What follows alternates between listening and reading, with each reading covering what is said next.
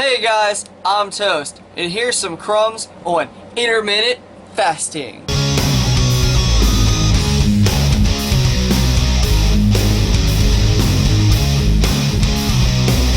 So, to preach out there, I'm not a scientist. I'm just letting you know that. You know, I'm a chef. I love food. I love fitness. It's what I do. There you go. That's a disclaimer, so that way no one comes after me like, oh, you said all these things. I'm not a scientist, people. I don't understand all this stuff. I just read. That's all I do. Read topics I'm interested in. Anyways. So, excuse me. Oh, I thought I had a, ooh, there's a burp. Excuse me, people. Excuse me. Anyways. So, intermittent fasting. A lot of people use this because they think it's gonna help them lose weight easier and all this stuff and blah blah blah. Yeah, it helps you lose weight. But you know why? Because you're in a caloric deficit. Newsflash! Here's the two things about losing weight. Caloric deficit makes you lose weight. Adding more calories makes you gain weight. That's the science behind it. Once again, I've read, you know, hey, if you eat less calories, you're gonna lose weight. You can literally eat, I don't know, say you're eating 5 cheeseburgers a day and that's your diet. If you eat 2 cheeseburgers a day, you're gonna see weight loss. Why? Because it's less calories. That's just the fact of it. That's why intermittent fasting works. So the people think it works because you're losing weight because you're not eating. It's literally putting less calories in the day. And research has basically shown there's two arguments upon it. But main thing is, it doesn't do, it's just as good as eating less in a day than fasting for a day or fasting for a certain period of time and then eating certain days and day off fasting and blah blah blah. It literally has the same effect. So why don't you just eat less calories in the day, people? Just do that instead of starving yourself and making yourself hungry. And mind you, in the off chance that your body, when you're fasting, I don't know, sees a commercial for McDonald's or something else, your mind automatically connects it to the taste buds and makes you start salivating, which makes your digestional, I don't know. Once again, not a scientist. It basically triggers your hunger to where your stomach starts growling hunger and everything because you saw these ads.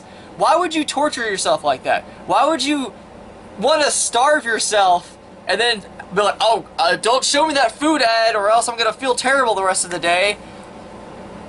It messes up your alertness. You're not going to be as alert because you're going to get that groggy feeling you feel when you, I don't know, when you don't eat. I mean, it's just a natural feeling where you just wake up and you're like, oh, I'm so hungry, or you're doing something, your energy goes down throughout the day because you didn't eat that much. That's how you're going to feel. Same thing with, you know, if you're tired or anything like that, it's the same thing with caffeine. I mean, you know, you drink your caffeine, you don't drink it the next day, you feel like crap. It's the same thing with food. If you don't eat food, which is the energy that fuels your body and your mind and your blood flow and everything else, you're gonna see bad effects. Yeah, it may look good on your body, but you're gonna starve yourself and it's gonna suck. Another thing is, it was created by this one doctor who did a bunch of studies and blah blah blah, but from what I've read, main studies have done on rats and other animals, which obviously have different makeups than humans do, and mainly it was due to like what are your levels of glucose and blah blah blah blah. Another reason I think is you're gonna probably give yourself hypoglycemia. I think that happened to me because I used to not, I mean, I used to be 135 pounds and 6 feet tall. Yeah, I was shredded, but at the same time, it was like borderline anorexic. I mean, you know, but I had a stomach issue, so I didn't eat as much. And then I got probiotics and it helped my stomach, and I was able to eat normal food and able to eat like I'm supposed to, and I gained weight and muscle. And anyways, aside that note, that's the story of Toast for another time. Basically, so that's a cause of not eating, in my opinion. I think that I got the hypoglycemia because my body didn't eat Like my body reacted to that to where it's like, oh, you need to eat every certain hours because if not, you're starving. You starved yourself. We're used to that. So send signals to your brain that make you pass out. Oh, you didn't have protein. Passed out. I mean, it's just, it's not good for you. My thing is, another thing that makes me laugh is when all the, I mean, I'm not saying the guy who invented it or like certain celebrities. I mean, I'm not going to name names or anything, but when these people, especially influencers or whatever, intermittent fasting does this. It helps you grow your hair out. It helps you stay alert in the morning. It helps you do this. I curb my hunger by drinking San Pellegrino water in the morning because I'm so starving I need to feel like something's inside my stomach. Why would you do that to yourself? That's terrible. It's just terrible. Why would you do that? Just eat something. Anyways, all these claims and everything, it's just it doesn't do the things that it says it does. I mean, yeah, like I said, you're gonna lose calories, all this stuff, but it's just the science behind it is it's not there, man. It's the same thing as dieting. And then all these other ads and people that influence and stuff, they're always like, hey, here's how to intermittent fast. Don't eat for 12 to 24 hours. And then they say, also, here's newsflash, people. Here's a thing that we've never heard of in the diet world at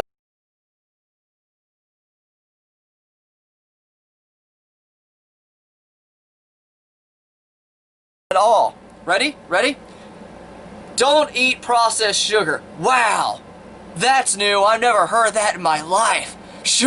Processed sugar and cakes and candies and all that stuff is bad for you? Oh my god! Duh. Another thing.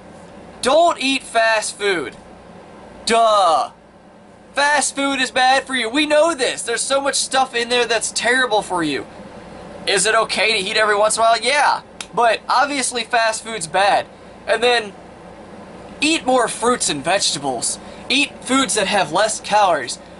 Duh!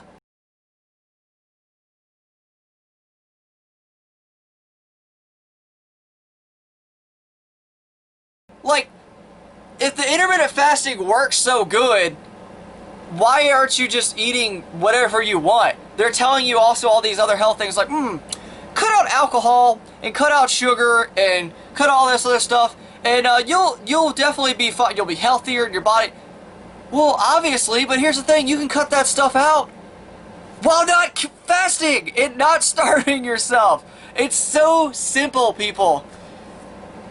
Don't follow these diet trends. Please don't follow these diet trends. Some will help, yes, but here's the thing: when you get to that point, there's a point where you start, say you're, I don't know, 400 pounds or something, and you start intermittent fasting, you're like losing all this weight. It's another tidbit. It's easier for people who have more weight and more fat to lose weight faster because of the stored energy that they have or something like that, and all this other science, blah, blah, blah, blah. But anyways, so you lose all this weight. Eventually you hit a plateau, what's known as a plateau, where you stop losing weight from this diet because your body is used to not eating that. Basically being starved. You're like, oh, okay, crap. Well, now what do I do? Now you're just stuck, and you're like, well, this isn't working. You just keep starving yourself for long periods of time, hoping eventually you'll get to that point where you look your dream body. But it's not going to happen. It's not good for you. You'll eventually hit a plateau, and then you'll stay, and then you'll feel terrible about yourself. Look, don't do these diets, people. Here's the simple as is. Look, if you want to lose weight, eat less calories. That's it. Just eat less calories. Yes, obviously eat healthy. Obviously eat fruits and vegetables and less calorie dense foods. You know, blueberries, strawberries, fruit, lots of fruit, you know, vegetables, broccoli, spinach, all that stuff. Low calorie dense food and protein. Don't forget your protein. Add your protein in there. It keeps you fuller longer. Add that in with eating less calories. And I'm not talking about, oh, hey, I eat 3,000 calories, so let me go strictly down to 1,000 calories or 1,500. Don't do that. Slowly decrease it. You take 3,000, say you decrease 500. You're in a 500 caloric deficit.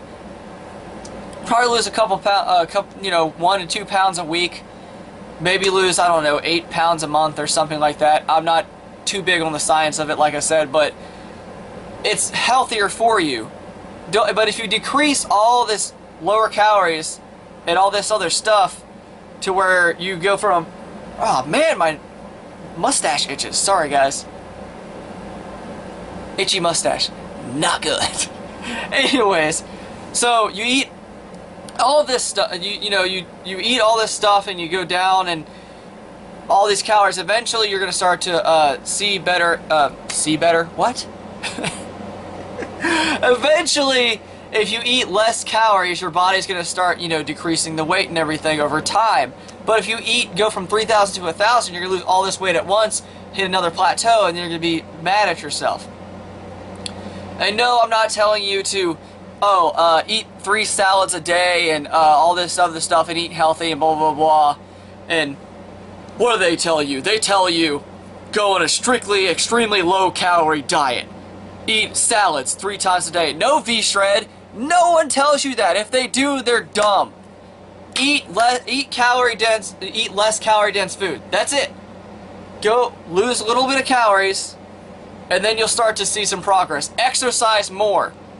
Cardio. Cardio is good for you. Try to do an hour a day if you can. Any cardio is better for you. Go take the dogs for a walk or something. I don't know. It was something in your spare time that's get yourself moving, That's gonna decrease your weight. And along with that and eating a little healthier and stuff, I'm not saying drastically change your diet. I'm saying you do these things in small increments and you eventually see the results and you eventually feel better about yourself. You're not like, oh, I starved myself, so now I lost freaking 100 pounds in 6 months. That's not good, people. That's really not good. But it's better to be like, oh, I started eating healthier and exercising just a little bit more in between, because I work a lot, and I lost about, I don't know, like 20 pounds in 4 or 5 months or something. I don't know, something like that. It's still great for you. Bottom line, intermittent fasting. Do not do it. In my opinion, it's not good. There's too much bad stuff with it. It's basically non-frowned upon anorexia, in my opinion. Because people are like, oh, that person's anorexic. They don't want to eat and they throw up and blah, blah, and they starve themselves. They only eat 5 grapes a day. I don't know. I'm just putting in an example. But then people, nowadays, it's like the thing. And it's just like, oh, starve yourself. It's great. It's great for you. It's the same thing to me as being anorexic because you're just basically starving yourself. Like I said, it's not frowned upon anorexia. That's it. Well, that's my crumbs for this video. I'm gonna put some links in there of the articles that I read and stuff from there if you want to form your own opinion. If you do this and you're like, hey, idiot, because I do this and I lost all this weight, cool, good for you. I'm not telling you not to do it. Everyone has their own body. Everyone can make their own choices. Just what I'm saying is make smart choices and know some facts about it and everything like that. That's what I'm here for, people. I hope you have a wonderful day. Take it easy, and remember, stay toasty, friends.